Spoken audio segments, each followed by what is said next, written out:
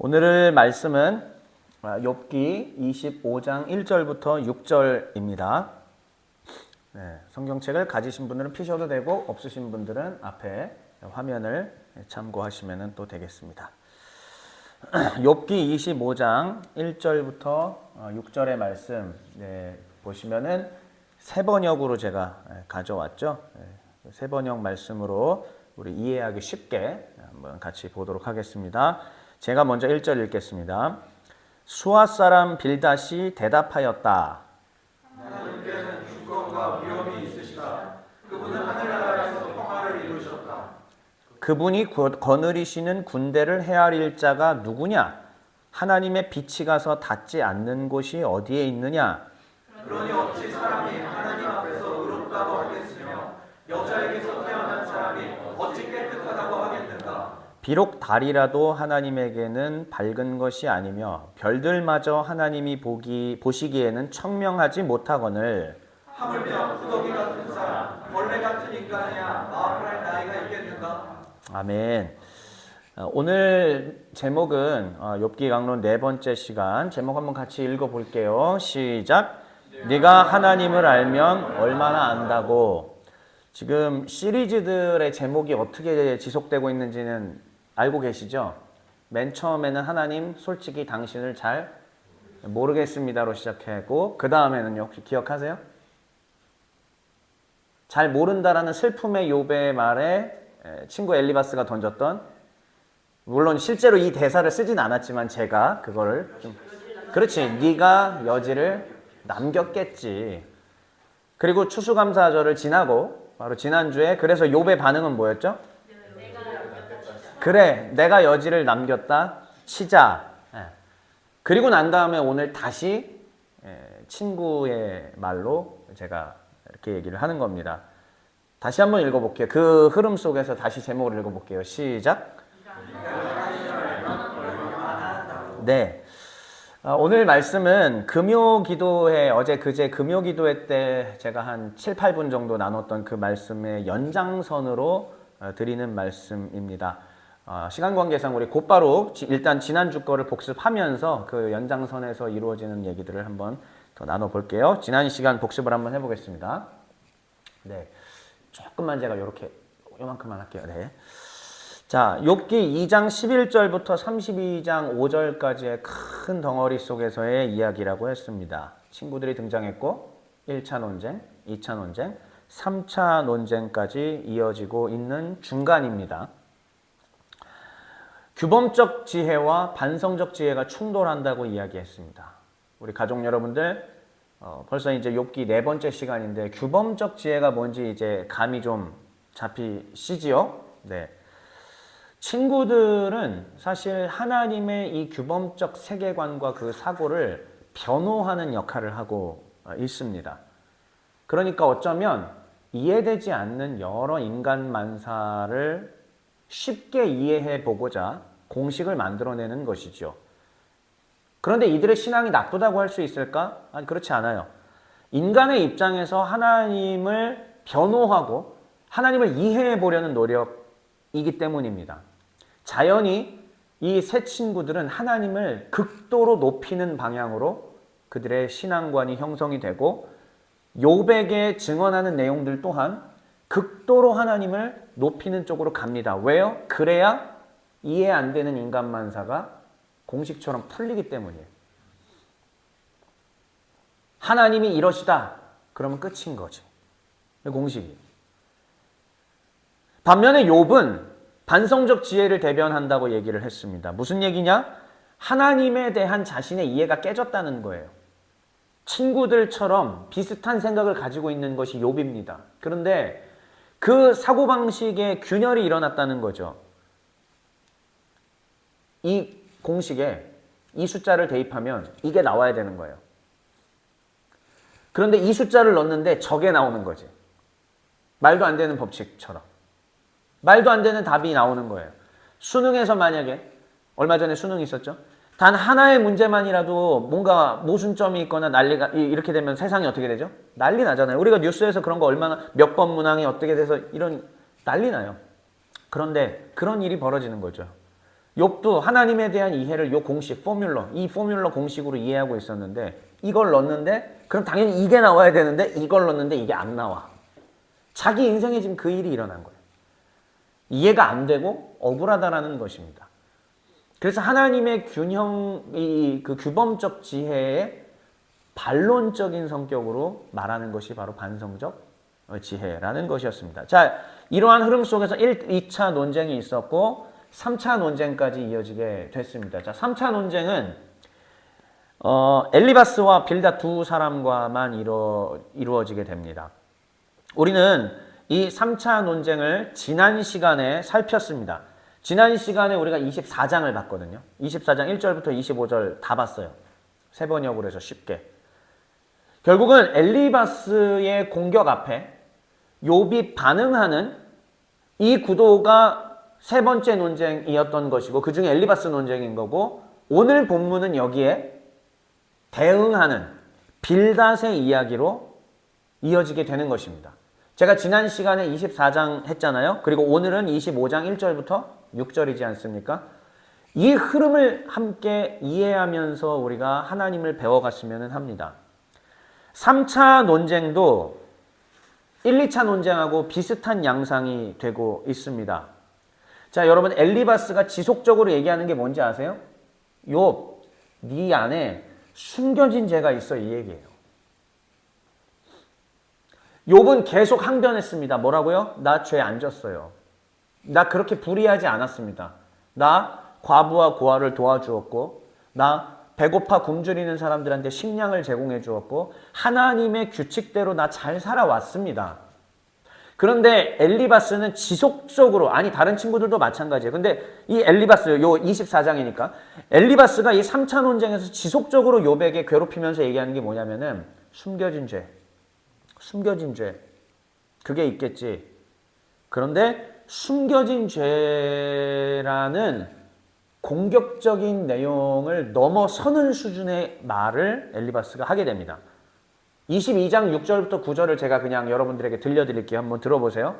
욥에게 이렇게 얘기합니다. 욥이 진짜 이랬던 사람인지 여러분들이 한번 분별해 보세요. 까닭없이 형제를 볼모로 잡으며 헐벗은 자의 의복을 벗기며 이게 지금 엘리바스가 욥이 그랬다는 거예요. 목마른 자에게 물을 마시게 하지 아니하며 줄인 자에게 음식을 주지 아니하였구나. 권세 있는 자는 토지를 얻고 존귀한 자는 거기서 사는구나. 그러면서 9절 심각한 얘기입니다. 너는 과부를 빈손으로 돌려보내며 고아의 팔을 꺾는구나. 엘리바스가 욥에게 하는 말입니다. 내가 만약에 정직하고 착하고 내가 직장에서든지 가정에서든지 교회에서든지 가리지 않고 정말 보이지 않는 곳에서 충성을 다하고 남들을 섬기고 돕고 했는데 누군가가 갑자기 저한테 이렇게 얘기를 하는 거죠. 당신 저 사람 괴롭혔잖아. 막말했잖아. 저 사람 살피지 않았잖아. 이런 식으로 얘기를 해요. 그랬을 때 그 억울함. 우리도 사실 인생을 경험하면서 이런 억울함들 한두 번쯤 경험해 보셨겠죠? 특별히 이 억울함이 어디에서 잘 일어나느냐? 교회라는 현장에서 참 잘 일어납니다. 왜요? 주님께서는 이쪽 손이 한 일을 이쪽 손이 모르게 하라고 해서 난 진짜 모르게 했는데 모르게 했더니 진짜 몰라. 그래서 내가 정말 이렇게 착하고 선하게 했다라는 사실을 사람들이 모르다 보니까 어쩌다가 잠깐 드러난 것으로 인해서 나를 나쁜 사람으로 매도하는 일들이 우리 교회 현장에서 얼마나 많이 일어나게 됩니까? 우리가 지난 주일에 살펴보았던 24장은 바로 이와 같은 방금 말씀드린 엘리바스의 공격에 대해서 욥이 의문을 제기하는 것이었습니다. 자, 그렇다면 지난주에 했던 내용 조금 더 기억이 나십니까? 이런 내용이었어요. 엘리바스와의 3차 논쟁에 대한 욥의 입장 24장에서 무슨 얘기를 했느냐? 자, 내가 여지를 남겼다 치자. 그래, 내가 죄인이라서 하나님이 나한테 이렇게 심판하신다고 칩시다. 근데 욥이 이렇게 의문을 제기했어요. 살아서 역사하시며 지금 나한테는 즉각적으로 심판하시는 그 하나님. 그런데 두 번째 읽어볼게요. 시작. 하나님은 살아계신 걸 확인했어요. 왜요? 지금 자기 인생 가운데 개입하셨으니까. 욥이 지금 고난을 겪고 있지 않습니까? 친구들의 논리는 뭐죠? 욥 네가 숨겨진 죄악이 있고 아니 노골적으로 죄를 지었다 이거야. 오케이. 그래 내가 여지를 남겼다 칩시다. 내가 죄를 지었다 칩시다. 나한테는 살아서 즉시 역사하시는 하나님이 나보다도 더 악독한 저 악당 같은 저 인간들에 대해서는 왜 가만히 계시냐고. 여러분 이 말을 하기까지 욥은 얼마나 많은 갈등을 했겠어요. 그리고 자기가 믿어왔던 하나님에 대한 균열이 생긴 것으로 인하여 괴로움도 있지만 그 괴로움과 그 이해 안 되는 혼돈 속에서 사실은 하나님을 향한 의심의 싹이 트는 거예요. 욥 안에는 의심의 싹이 텄습니다. 하나님이 살아계시다면 지금 역사하시는 분이시라면 나한테 이렇게 심판하시는 분이시라면 저 사람들한테까지 심판하셔야 정상인데 왜 저 사람들한테는 안 하고 계시는가? 그러면서 드러난 욥의 고정관념이 지난주에 뭐였습니까? 하나님이라면 반드시 저 악인들 심판할 거예요. 심판 반드시 하셔야만 해. 나한테 이렇게까지 하시는 분이시라면 반드시 심판하셔야 돼. 안 그러면 하나님 아니야. 나 삐졌어. 아니 화났어. 하나님 저 악인들 가만 놔두시면은 나 어떻게 될지 몰라. 물론 이런 말까지는 안 썼지만 그 심정을 읽었을 때에 이렇게 되는 것으로 충분히 추론할 수가 있습니다. 욥의 한탄 섞인 이 발언 앞에 이제 빌닷은 마지막 3차 논쟁 25장에서 욥에게 무언가 이야기를 합니다. 1절부터 6절의 짧은 이야기. 그리고 난 다음에 욥이 26장에서 항변하는 것으로 또 쭉 펼쳐지고 그 뒤에 욥의 풍자가 이어지고 우리가 잘 아는 엘리후가 그 다음에 나타나는 겁니다. 자, 그렇다면 빌닷은 지금 욥이 가지고 있던 이 생각을 깨기 위해서 어떠한 말을 했을까요? 여기에 주안점을 두면서 오늘의 강론 순서를 보겠습니다. 먼저 본문 구조 짧게 보여드리고 본문 바로 읽겠습니다. 그리고 난 다음에 오늘 제목 네가 하나님을 알면 얼마나 안다고 괄호 열고 뭐라고 써있죠? 읽어보세요. 금요일에 제가 금요기도회 때 짧은 메시지 때 좋은 신앙은 무엇일까요? 라고 던졌어요. 그때 했던 이야기를 지금 이 마지막 세 번째에 연장해서 이어서 조금 더 풀도록 하겠습니다. 그렇다면 첫 번째로 욥기 25장 1절부터 6절이 어떻게 생겼는지 보겠습니다. 재밌더라고요. 저는 전혀 읽으면서 발견을 못했는데 욥기의 또 이제 학자, 세계적인 학자이신 하틀리가 이런 것을 찾아냈더라고요. 아, 참 학자들은 대단하세요. 1절부터 6절까지의 빌닷의 대사 가운데 보면은 빌닷의 대사의 구성이 이렇게 되어 있는 겁니다. 여러분 잘 보십시오. 제가 항상 말씀드리는 교차대꾸법 혹은 카이즘 뭐 이런 식으로 제가 부르는 그런 이야기, 그런 구조입니다. 2절에서 강조하는 것은 무엇이죠? 읽어볼게요. 하나님의 절대 네, 하나님의 이따가 본문 보겠습니다. 자, 일단 구조 먼저 볼게요. 하나님의 절대 주권을 강조하면서 그래서 결론은 A-는 뭐예요? 뭘 강조할까요? 인간의 무가치함을 드러내는 겁니다. 이 말을 왜 할까요? 빌닷이 지금 이 말을 통해서 이 구조와 이 말을 통해서 하고 싶은 것 하나님의 주권을 높이면서 얻고자 하는 내용이 뭘까요? 인간은 무가치하다라는 얘기를 사실 하고 싶은 겁니다. 그래서 가운데 뭘 배치를 했느냐 한번 읽어볼게요. 하나님 C 부분이요. 시작. 하나님 앞에서 사람이 의롭거나 깨끗할 수가 없음. 지금 저 말은 사실 누구에게 향하는 걸까요? 욥이죠. 그렇습니다. 저 말을 하고 싶은 거예요. 빌닷은 정말 멋진 말을 했어요. 아까 여러분 1절부터 6절 읽다 보면 사실은 대단한 신앙 고백으로 보셨을 가능성이 높습니다. 하나님을 지극하게 높이는 구절들이었어요. 그런데 빌닷이 이 말을 했던 까닭은 다른 데에 있었다는 것입니다.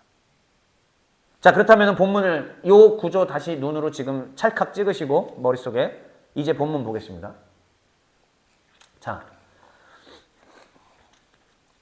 A 부분, 2절의 부분입니다. 하나님의 절대 주권 부분이에요. 2절 한번 읽어볼게요. 시작.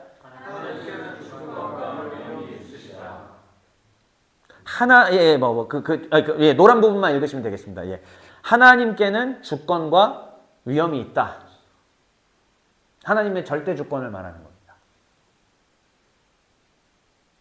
그러면서 이 위에 부분 군대도 빛도 하나님 앞에서는 아무것도 아니겠지. 이런 내용이 펼쳐질 거예요. 2, 3절 그분이 거느리시는 군대를 헤아릴 자 누구냐? 하나님의 빛이 가서 닿지 않는 곳이 어디에 있느냐? 맞죠? 네. 자, 다시 한번 볼게요. 그러면서 C가 나오는 거죠.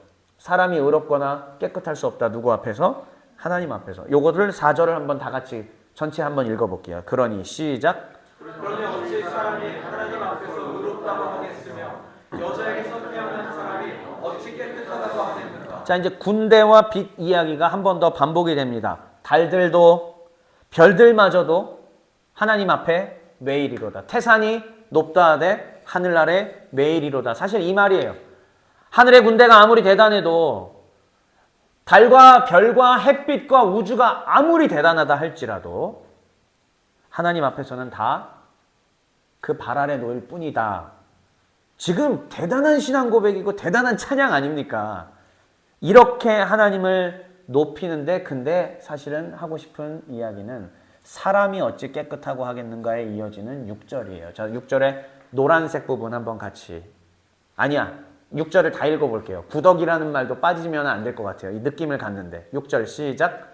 하물며 구더기 같은 사람, 벌레 같은 인간이야 말할 너희가 있겠는가. 그렇습니다. 오른쪽에 볼게요. 빌닷의 강조점은 이런 거였습니다. 하나님의 절대 주권을 기억하라. 1절부터 6절은 딱 그 얘기예요. 하나님의 절대 주권을 기억하라. 하나님이 네가 지금 하나님에 대해서 감히 의구심을 품어? 정신이 나갔네. 거 봐. 너 신앙 없던 게 여기서 드러나잖아. 하나님이 너 신앙 없음 드러내려고 지금 너 치신 거야. 아니, 그리고 너 몰래 죄 짓고 있었던 거 여기서 지금 다 드러나는 거야. 넌 그거밖에 안 되는 애야. 그렇게 잘난 척하고 고상한 척하고 믿음 좋은 척하고 온갖 선행을 다 하는 것 같았지만 사실 너는 이거밖에 안 되는 놈이야. 좀 세게 얘기할게요. 그냥 이해해 주세요. 욥, 넌 사실 쓰레기야. 위선자야. 빌닷의 메시지, 왜 그러면은 이 절대 주권을 강조하느냐? 사실 빌닷의 메시지는 이런 거죠. 하나님의 절대 주권을 드높이는 것 같지만은 절대 주권 앞에 인간이 무가치하다라는 거. 이게 숨겨진 진짜 메시지예요. 그러면서 하는 말이 이거죠. 욥, 너는 어떨 것 같으냐? 네가 하나님을 알면 얼마나 알아? 네가 하나님의 주권을, 절대 주권을 감히 이해할 것 같아? 라고 이야기하는 겁니다.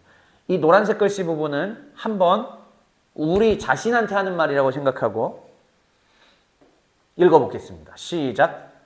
내가 하나님을 알면 얼마나 알아. 너가 하나님의 절대 주권을 이해할 것 같아. 혹시 여러분들은 이런 식으로 누군가에게 이야기한 적은 없습니까?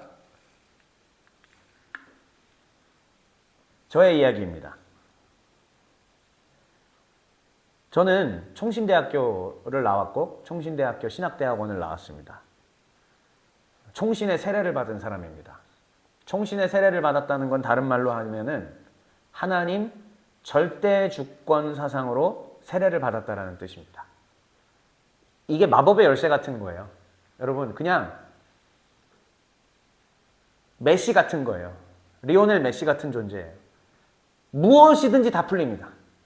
풀리지 않을 때 이 자리에 메시를 갖다 놓으면 다 풀리는 것처럼 지금 우리나라는 강인리를 갖다 놓으면 풀리는 것처럼 손을 갖다 놓으면 풀리는 것처럼 마법의 열쇠예요. 아직 그냥 매직 카드에 매직 카드. 최고예요.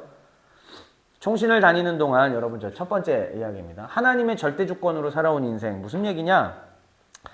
하나 재밌는 에피소드 이야기 하나 드리겠습니다. 제가 한 2학년 때, 대학교 2학년 때죠. 2학년 때는 저희가 신학과가 아닌 다른 과, 저는 신학과가 아니었으니까 다른 과 학생들도 의무적으로 1학년 때 구약개요, 그 다음에 2학년 때 또 신약개요 하고 2학년 때 칼빈주의라는 수업을 또 들어야 돼요. 칼빈주의. 총신대학교의 근간이 되는 건 칼빈주의거든요. 칼빈의 가르침을 베이스 삼아서 우리가 그 위에 기독교 신앙을 쌓아가는 건데, 자 그렇다면은 재밌는 거예요. 총신대학교 시절에 칼빈주의 과목에 대한 에피소드가 있습니다. 신학과 학생들이 아닌 이상 이 과목을 그렇게 열심히 할 리가 없죠. 그렇죠? 물론 장학금을 타야 되는 사람들 입장에서는 다르겠지만 내가 굳이 신학과 학생이 아니고 의무로 들어야 되는 신학 수업이라면 전 역사를 했으니까 의무로 들어야 되는 거기 때문에 이거를 그렇게 열심히 할 리가 없습니다. 자, 그러면 신학과가 아닌 다른 과 학생들끼리 중간고사, 기말고사 때 칼빈주의 이 과목을 놓고 모여서 작전회의를 합니다. 공부 좀 했나? 안 했다. 아는 거 좀 있냐? 모른다. 아, 그럼 그때 갑자기 선배가 딱 계단에서 내려오세요. 예, 지금 사모님이 되신 어떤 우리 누님이신데 딱 이게 계단에서 쫙 내려오더니 야 니들이 칼빈주의를 알아? 딱 이러면서 딱 이렇게 진짜 무슨 선녀처럼 우리한테는 구원자처럼 내려오세요. 그러면서 야 박재영 너 답은 하나야. 뭔데요 누님? 하나님의 주권 그거 쓰면 답이야. 무조건 C는 받을 수 있어. 아, 진리를 얘기해주고 가셨습니다. 네, 딱 그 얘기를 해주시고 그냥 딱 사라지셨어요. 그냥 사라지셨어요. 그리고 실제로 답안지에 하나님의 주권 썼을까요? 안 썼을까요? 당연히 씁니다. 쓰고 더 나아가서 썰까지 풀어서 뭐든지 이렇게 소설 창작으로 지어서 답안지에 써서 제출을 하고 그래도 B는 맞는 기적적인 이런 일들이 저에게 있었어요. 하나님의 주권 처음에는 그렇게 재미있게 총신대학교에서 제가 처음 들어본 표현이었고 아 칼빈의 사상의 핵심이구나. 그렇게 그냥 어디서 주워 들은 이야기로 시작됐던 그 이야기였는데 사실은 그 뒤로 정말 하나님의 절대 주권을 배워가는 인생을 살아왔습니다. 만 19세 때 처음 칼빈주의의 하나님의 주권, 절대 주권이라는 표현을 듣고 알아듣지 못하는 교수님들의 수업을 들으면서 아 이게 뭐야 뭔 소리야 이렇게 했는데 하나님께서 저로 하여금 23세 때 선교단체를 세우게 하시고 이 선교단체를 그 어린 나이에 운영해 나가면서 수많은 난관들을 겪게 되다 보니 하나님을 의지하지 않으면 안 된다는 것들을 배우게 되었습니다. 돈이 부족했고 이 돈을 당장 메꾸지 않으면 파산이 될 만한 그런 위험한 상황이었습니다. 네, 그럼에도 불구하고 하나님께서 갑자기 그 돈을 채우시는 역사. 어디서 뭔가 문제가 생길 것 같으면 또 여기서 하나님께서 채우시는 역사를 보며 내 힘으로 되는 게 없구나 하면서 하나님의 주권을 배웠습니다. 더군다나 인생의 황금기인 20대 내내 저는 여러분 잘 아시다시피 질병으로 유명한 사람이었죠. 거의 실제 욥이 그냥 저였으니까요. 남들이 저를 다 욥으로 알 정도로 욥과 똑같은 몰골과 그렇게 제가 인생을 보냈으니까요. 20대 내내 질병에 시달리면서 진통 주사를 맞아가면서 각종 안 좋은 것들로 몸을 다 망가뜨리면서 약물로 몸을 망가뜨리면서도 견디며 고통을 참으며 사역해야 됐던 그 모든 시간들이 하나님의 절대 주권을 배우게 하는 시간들이었습니다. 그런데 문제는 두 번째, 변은 익을수록 고개를 숙이지 않습니까, 여러분? 그런데 그 어린 나이에 제가 하나님의 절대 주권을 책이 아니라 몸으로 삶으로 깨닫고 몸에 새기다 보니까 어느 순간 비밀을 깨우친 자의 자만심이 제 안에 타고 들어오기 시작하였습니다.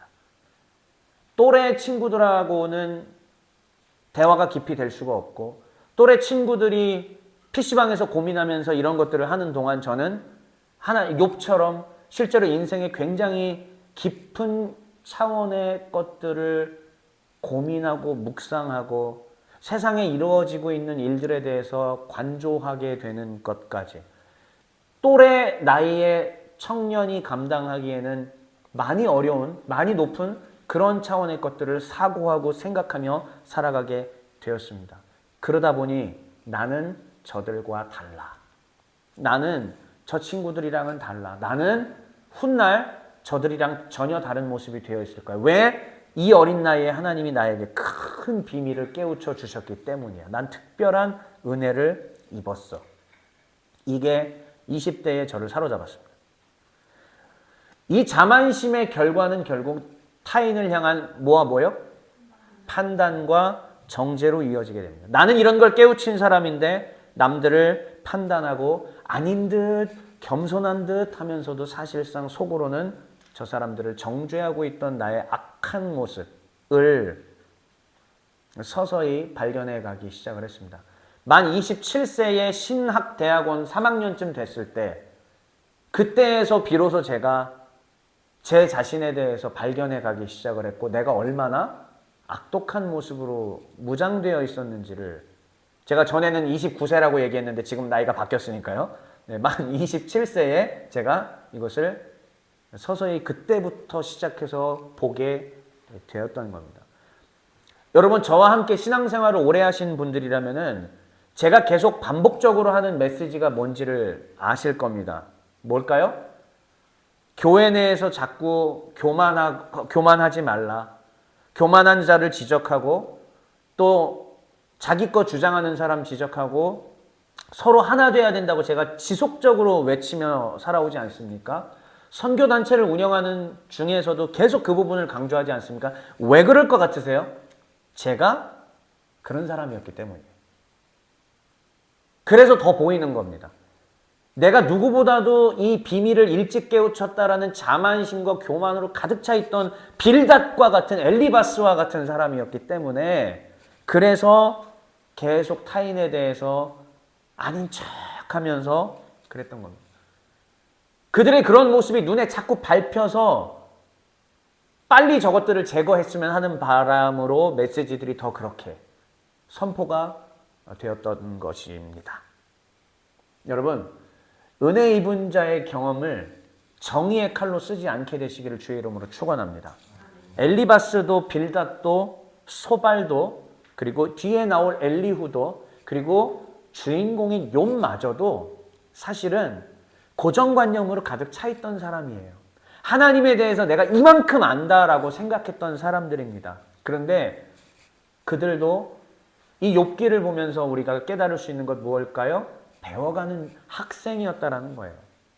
제가 20대 초반에 그것을 비밀을 깨우치고 20대 내내 교만함으로 막 뭉쳤다가 27부터 서서히 그런 것들이 변해가기 시작을 하고 조금씩 성숙해 갔던 것처럼 제가 그랬던 것처럼 과거에 수천 년 전에 엘리바스, 빌닷, 소발, 엘리오, 욥도 그렇게 배워갔을 것이고 바울도 그렇게 배워갔을 것이고 그리고 지금 이 자리에서 함께 예배드리고 주의 말씀의 권세를 인정하려는 여러분들도 조금씩 그렇게 배워서 함께 성장하는 그런 것이 아닐까 생각해 보게 됩니다. 여러분, 우리는 하나님의 주권을 물론 배워야 합니다. 제가 그랬던 것처럼 여러분들도 그리고 수많은 크리스천들은 다 하나님의 주권을 배워야 합니다. 하나님이 절대 권한을 갖고 계시고 하늘의 군대와 별과 달도 다 하나님 발 아래 매일이로다. 전 지금도 신뢰하고 믿습니다. 하나님 주권 너무너무나 크게 경험해봤고 믿고 신뢰합니다. 하지만 그 깨달은 하나님의 절대 주권, 내 가슴 속에 타오르는 하나님의 절대 주권에 대한 신앙은 누구에게 향해야 될 것인가? 내 자신의 신앙, 내 자신의 완악함 가운데 들이대야 되는 것이고 타인에 대해서는 한없이 관대함과 사랑으로 하나님의 그 주권이 그들에게도 인정되도록 기도해주며 함께 손잡고 나아갈 수 있는 것, 이게 진정한 21세기의 한국의 기독교회가, 개신교회가 나아가야 될 방향은 아닐까요? 인정하시는 분들은 아멘으로 화답하겠습니다. 마지막으로 이 메시지 읽고 마치겠습니다. 함께 같이 읽어주세요. 시작. 하나님의 은혜를 많이 받았습니까? 하나님을 조금 더 많이 알고 있나요? 하나님께 받은 크고 좋은 무기를 타인이 아닌 내 자신의 죄악된 본성에 들이댑시다. 그리고 하나님 나라를 이루지 못하게 하는 방해물을 제거하는 데 사용합시다. 네. 아멘. 쉬운 거 아니에요. 전혀 쉽다고 말씀드리지 않았습니다. 어렵습니다. 기독교는 편하게 와서 예배드리고 편하게 생각하고 편하게 살아가는 삶의 체계가 아닙니다. 종교라고 하는 말 싫어합니다. 그렇죠? 삶의 체계예요, 저희는. 하나님 나라라는 바실레이아 투데오, 하나님 나라 천국이라고 하는 이 삶의 체계예요, 저희는. 예수 그리스도께서 성취하신, 새 율법으로 성취하신 영원하신 하나님의 나라라는 삶의 체계로 살아가는 게 교회입니다. 믿으십니까? 그 교회는 하나님의 은혜를 받은 자이고요. 많이 받은 사람이 있고 적게 받은 사람이 있습니다. 많이 받으셨습니까? 그러면 그 좋은 무기, 게임으로 따지면 아이템, 그 비싼 아이템을 하나님으로부터 얻게 되셨다면 그것을 다른 사람을 죽이는 데 사용하지 말고 내 자신의 내면의 죄악된 본성을 다스리는 데 사용하게 되시기를 주의 이름으로 축원합니다. 그 축복이 우리 가족들에게 있기를 진심으로 주의 이름으로 축원합니다. 네. 그리고 이것은 내 안으로 향하는 거고요. 근데 이 칼이, 이 무기가 밖으로 향해야 될 때도 있어요. 이 얘기가 마지막입니다. 바로 하나님의 나라를 이루지 못하게 하는 방해물들이에요.